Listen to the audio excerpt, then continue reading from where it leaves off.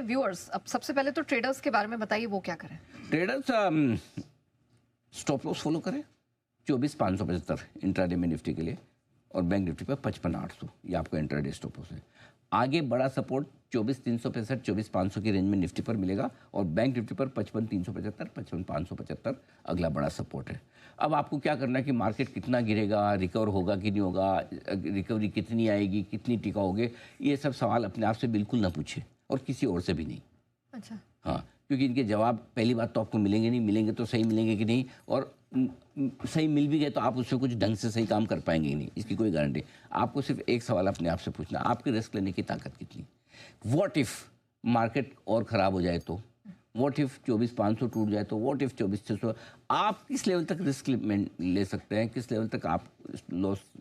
देखो निफ्टी तो एक दिन 26,277 भी वापस आएगा, लेकिन उससे पहले 20,000 हो गया तो आप क्या करोगे फॉर एग्जाम्पल, या 22 हो गया तो क्या करोगे मार्केट तो इंसान हो या निफ्टी अंत में जाना ऊपर ही है, राइट, लेकिन आप है ना, समझ गए ना।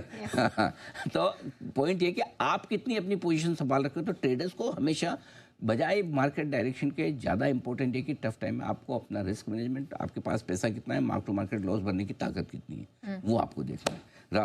अगर है ताकत तो हाँ, इन्वेस्टर कोई डरने घबराने की जरूरत नहीं। आपको पता है थोड़े दिन पहले एक वो घटना हुई थी, आप भूल गई शायद, इस पर अभी 2 दिन संसद में हंगामा था, ऑपरेशन सिंदूर। कैसा डर लगा था उस दिन सुबह सुबह, युद्ध हो गया, युद्ध हो गया। आज कोई याद करता है? 3-6 महीने में ये भी भूल जाओगे आप, टैरिफ का था, ये था, सब चीज़ें, मार्केट आगे बढ़ता है 6 महीने साथ, किसको याद है? ईरान पे बम गया, ओ माय गॉड, ईरान कूद गया, ये हो जाएगा, हो जाएगा, Israel, Hamas, Russia, Ukraine. 150% tariff भी तो लगाया था ट्रम्प ने, उसके बाद भी अमेरिका लाइफ हाई पे। करेक्ट। हम कहाँ 3-4% नीचे लाइफ हाई से। सब भूल जाएंगे 6 महीने। आप इन्वेस्टर हो तो आपको सबसे पहला काम है कान बंद, शॉर्ट टर्म नॉइस नो। अब हमें तो रोज चैनल खोलना है, रोज मार्केट खुलता है तो हमें तो कवर करना है, रोज कमेंट्री भी देनी है, रोज बताना भी है, और रोज ट्रेड करने वाले लोग भी हैं। हमारा डिपार्टमेंटल स्टोर है, हर एक के लिए कुछ ना कुछ है।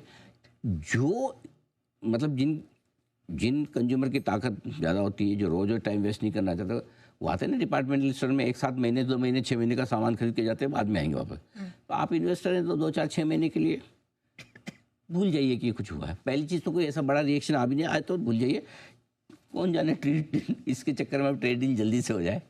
इसलिए डरने घबराने की जरूरत नहीं है। सिर्फ एक चीज़ दिखेगा, अगले कुछ दिनों में बाजार की गिरावट में, आजकल परसों जब भी हो, फार्मा शेयर आप ध्यान में रखिए, अपने एक ही चीज़ पे फोकस करना है, फार्मा। बस वहाँ खरीदारी का अच्छा मौका मिलेगा, बस इस पर दिमाग लगाइए। देखते हैं अगर ट्रेड डील हमारी होती है, कोई टैरिफ लगता भी है तो फार्मा शेयर को छूट मिलती है नहीं, बस इधर दिमाग लगाइए। डन। आइए, अब वक्त हुआ है एआई मार्केट डेटा अनुज इनसाइट्स का।